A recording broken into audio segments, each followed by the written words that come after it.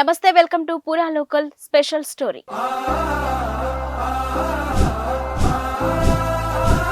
తెలంగాణ రాష్ట్ర ప్రభుత్వం పద్మ అవార్డు గ్రహీతలను సత్కరించింది. హైదరాబాద్ శిల్పకళా వేదికలో జరిగిన ఈ కార్యక్రమానికి ముఖ్యమంత్రి రేవంత్ రెడ్డి, ఉప ముఖ్యమంత్రి మల్లు భట్టి విక్రమార్క, మంత్రులు కోమటిరెడ్డి వెంకటరెడ్డి, జూపల్లి కృష్ణారావులు హాజరయ్యారు. మెగాస్టార్ చిరంజీవి, మాజీ ఉపరాష్ట్రపతి వెంకయ్య నాయుడుతో సహా 6 పద్మ అవార్డు గ్రహీతలను శిల్పకళా వేదికలో రాష్ట్ర ప్రభుత్వం సత్కరించింది.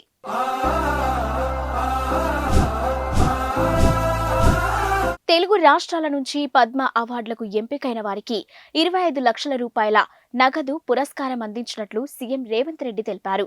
ప్రతి నెల 25,000 పెన్షన్ ఇవ్వాలని రాష్ట్ర ప్రభుత్వం నిర్ణయించినట్లు చెప్పారు. ఇక పద్మ అవార్డు గ్రహీతలను సన్మానించడం ఒక బాధ్యతగా భావించామని తెలిపారు. ఇది రాజకీయాలకు అతీతమైన కార్యక్రమంగా చెప్పారు. తెలుగు వాళ్ళు ఎక్కడ ఏ ప్రాంతంలో ఉన్నా మనవారే అని అన్నారు.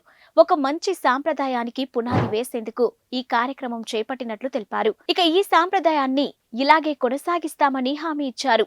మీ అందరి అభిమాన నాయకుడు, గొప్ప నటుడు, పున్నమి నాగు సినిమాలో నటనలో ఏ కమిట్మెంట్ ఉండదో, ఉయ్యాలవాడ నరసింహారెడ్డి సినిమా సందర్భంగా చేసిన నటనలో అదే కమిట్మెంట్.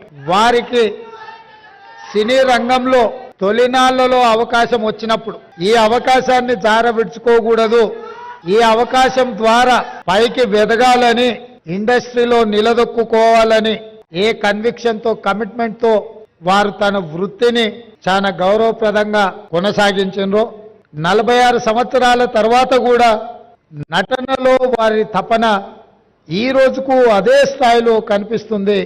వారే మిత్రుడు చిరంజీవి గారు.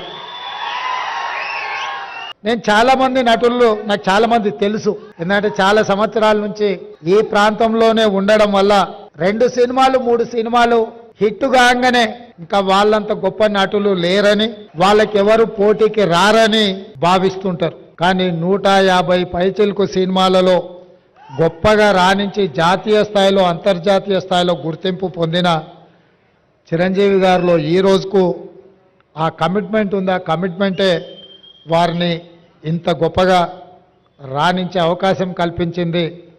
అలాంటి వారిని మా రాష్ట్ర ప్రభుత్వం సన్మానం చేయడం అనేది మా బాధ్యతగా మేము భావిస్తున్నాం.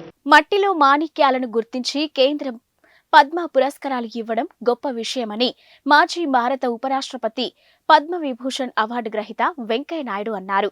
ఇంతటి చక్కటి కార్యక్రమానికి నాయకత్వం వహించిన ముఖ్యమంత్రి రేవంత్ రెడ్డిని అభినందిస్తున్నట్లు తెలిపారు.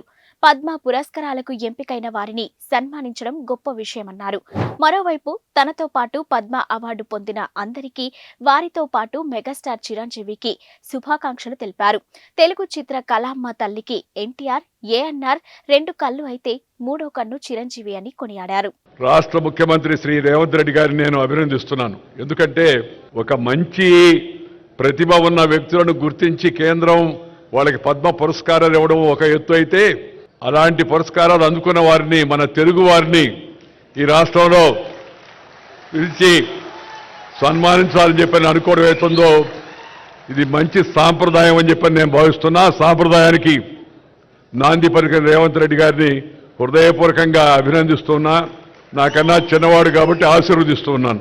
పద్మ విభూషణ్ లభించినందుకు నా సరసన నాకు ఎంతో సంతోషంగా ఉంది. ఎందుకంటే నేను ఎప్పుడు ఆయన నటనా సామర్థ్యాన్ని గురించి, ప్రతిభను గురించి చెప్తూ ఉంటాను.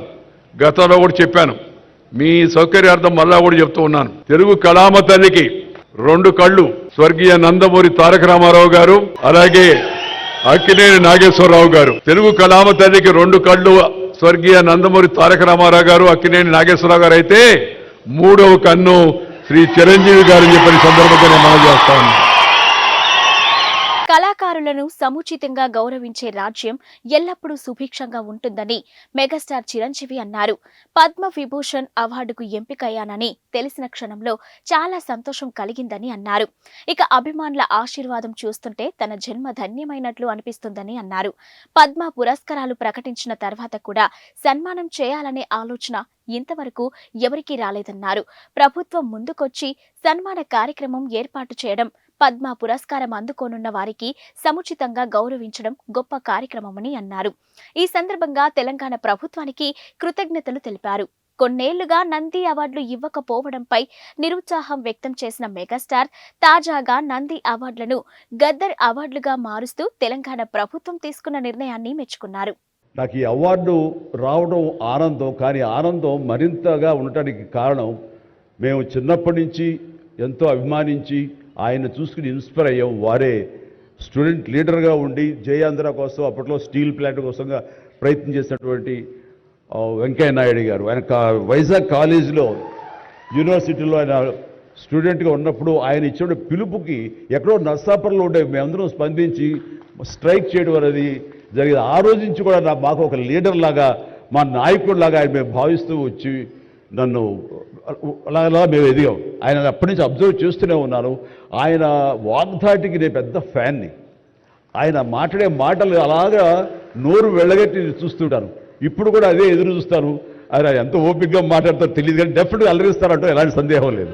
అనంతరం కేంద్ర ప్రభుత్వం ప్రకటించిన పద్మశ్రీ అవార్డు గ్రహీతలు చిందు యక్షగాన కళాకారుడు గడ్డం సమ్మయ్య, స్థపతి వేలు ఆనందాచారి, బుర్రవీణ కథకుడు దాసరి కొండప్ప, కవి కూరెళ్ల విఠలాచార్య, సంగీత కళాకారుడు కేతావత్ సోమాలాల్, సంగీత నాటక కళాకారిణి ఉమామహేశ్వరిలను రాష్ట్ర ప్రభుత్వం సత్కరించి 25 లక్షల రూపాయల నగదును అందజేసింది.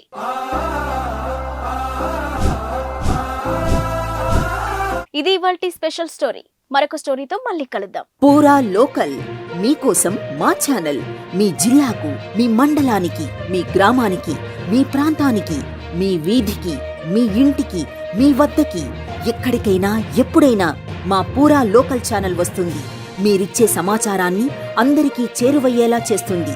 మీ గొంతుకని ప్రతి ఒక్కరికి వినిపిస్తుంది. మీకు ఎల్లప్పుడూ అందుబాటులో ఉంటుంది మా పూరా local. Your choice for local voice. పూరా లోకల్.